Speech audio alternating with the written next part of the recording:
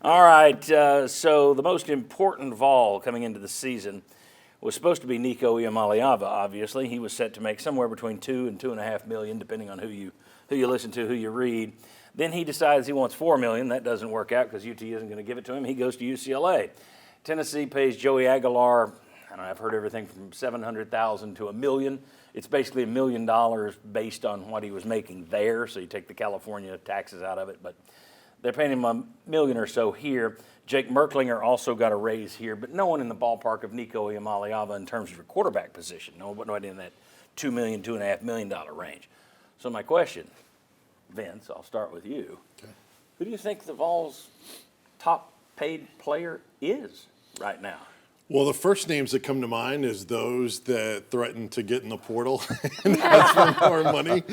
That scenario. Ricky Gibson, Mike Matthews. Exactly. Jermod McCoy, maybe he didn't threaten it, but yeah, Boo Carter. McCoy, from a deserving standpoint, to me, is probably the guy. I mean, he's your All-American. He's your guy showing up in some first-round projections for the NFL draft. I've seen him as high as 8 in a mock draft. It's pretty crazy because corners aren't always that high. But I think it's one of those guys. If I had to pick one, I'd maybe say a Mike Matthews because he was going to leave. But that's the first group that came to mind for me. What does that break down to per catch if it's Mike Matthews? I know you're a big proponent of that, John. Yeah. I think it might be one of those guys playing offensive tackle for them this year. I think that's what I think, too. Both former 5-star prospects. Lance Hurd was a coveted transfer. David Sanders, obviously one of the top players in the country in the 2025 class.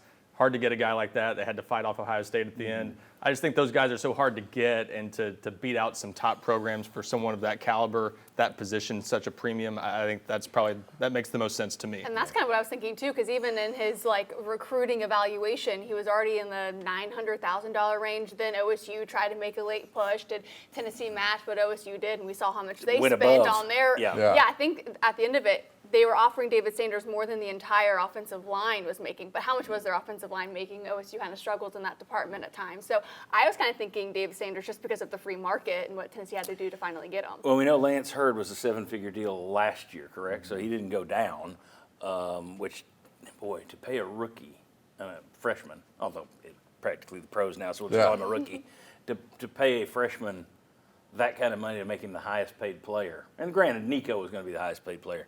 That's a huge amount in David Sanders if that's where it went. Bob, you agree offensive tackle? I'm going to go with one of the tackles too, because that just seems, to get Hurd out of LSU, and there was competition for him, even though I thought he was disappointing last year. There were still a lot of people that wanted him. And then you take Sanders, and like you said, fending off Ohio State, so I'll go one of the offensive linemen. I just wonder, though, I think Vince makes a good point, especially on the Mike Matthews thing, because he was threatening to leave. You didn't have any – you'd already lost a bunch of receivers. So you were in the desperate stopgap mode. We need to put the plunger in the drain, stop the outflow.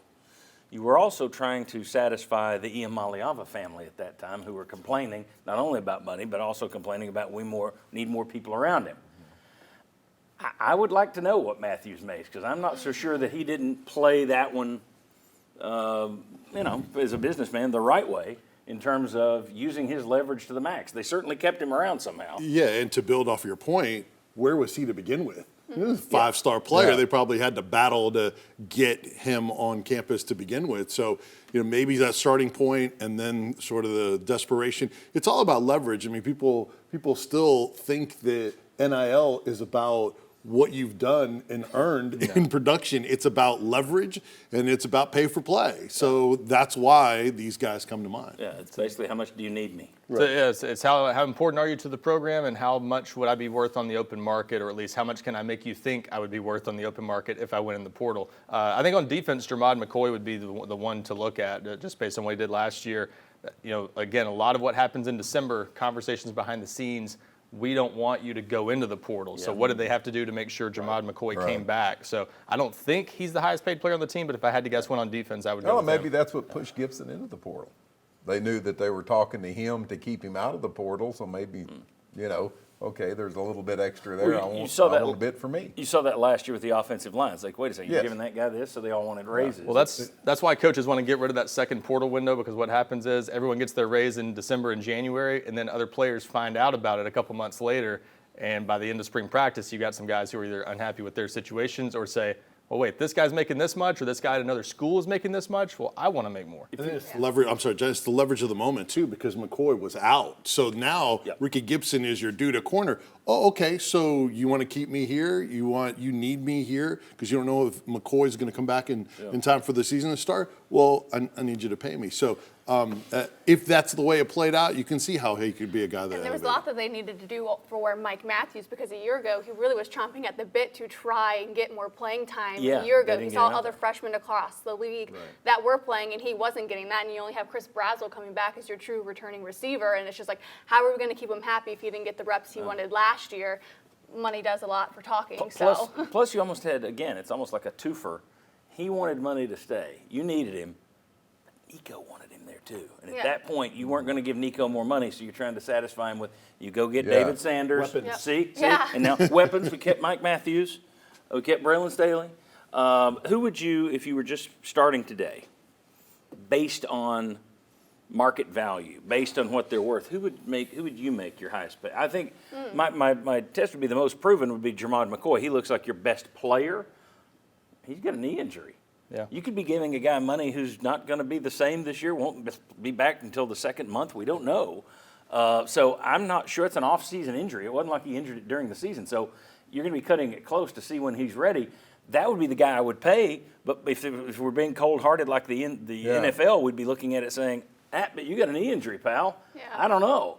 I don't know who I would make the highest-paid player on this team, to be honest with you. Probably someone on the blind side. If I'm wanting to have success and you look at Heupel's Well, I'm talking about offense, the way guys he you've got. runs. So you'd give it to Lance Hurd? Maybe. Has he earned it so far? I wouldn't say he's No. earned it from what we've been able to see, but just is the he in a market. position that has high value? Well, okay, Yes. change that. What I'm saying is, who would you pay off this team? Who do you think is the most deserving of cash? If you're the GM right now and we're starting from scratch, I mean, who do you go McCoy is hand the most best money? player. Yeah. The most proven player to this point. But I agree with But the he's hurt. injury thing. You can't do it.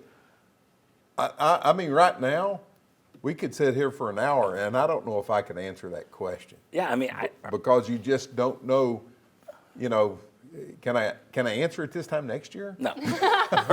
After we've seen everything? Yeah, I think Paige is right. Lance Hurd would be, you normally think left tackle, but I don't know that he's earned it to this point. David Sanders hasn't earned it to this point. My guess is, just looking, he's a freshman. His worst year is going to be this year, so I'm not making him my highest paid guy. I don't know, and I guess that's my deal. You would have had a clear-cut quarterback. Now you don't. In fact, you can make the case, this is a football school, and everybody's targeting football. Your highest paid players on the UT campus right now are basketball players. It's just the way it turned out. That wasn't the plan, but you had to rebuild the basketball roster. You got I don't know what they paid Ament, but there's talk of more than $2 million a year for Gillespie. Some people say $3 million a year for Gillespie. It's an interesting way of looking at the football roster. Yeah. This is how NBA salaries got so out of control. I mean, there's 12 players on the team or whatever. College basketball, 13, maybe 15 this year. Yeah. Football is 85, so a lot more. It gets gets spread around a lot more. And two basketball MLB as players well. can get you into the NCAA tournament, That's a great. Elite point. Eight, Final Four. So Yep. two guys, you know, which one of, once again, out of the 85 right now, I could not tell you who I would pay the most money to. I would still go with. I changed that. Deshaun Bishop, because he's from Carnes, and that's where my youngest son's from. So That's take care of the a local fan kid. favorite answer. I like that. would still go with Jermod McCoy, but it would be with the understanding that he may miss a couple games to start the year. And he, I mean, that is an injury, at least with receiver, where you're not yourself for a year. Yeah. You may be back, but now he's not going to be dropping footballs, so he's not going to be trying to catch them. So that may be a difference. But I'm guessing if most of these receivers look like they don't trust that leg yet. Yeah. And I just wonder if that'll be the same for a cornerback. I guarantee you when he does come back, they're going to be testing him. Yeah. Go quickly. I wrap would it too. up. I would too, and I bet you in the open market to have a shutdown corner like that, I bet you the market would want to bring him in. So another reason why you'd want to keep him is because if he was out, a lot of people would be jumping on him for big money.